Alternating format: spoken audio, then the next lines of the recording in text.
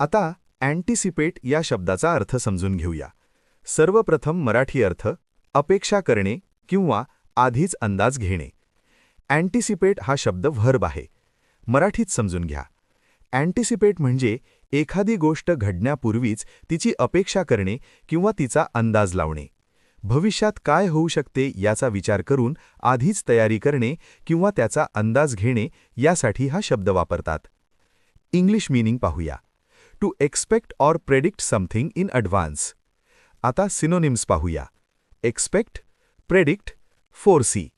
हे शब्द आधीच अंदाज लावणे किंवा अपेक्षा करणे दर्शवतात. आता अँटोनिम्स पाहूया. Ignore, doubt, overlook. हे शब्द दुर्लक्ष करणे किंवा विश्वास न ठेवणे दर्शवतात. आता उदाहरणे पाहूया. पहिले वाक्य, we anticipate good results this year. आम्ही यावर्षी चांगल्या निकालाची अपेक्षा करतो. इथे अँटिसिपेट म्हणजे आधीच चांगला निकाल येईल असा अंदाज घेणे. आता मित्रांनो, थोडा विचार करा.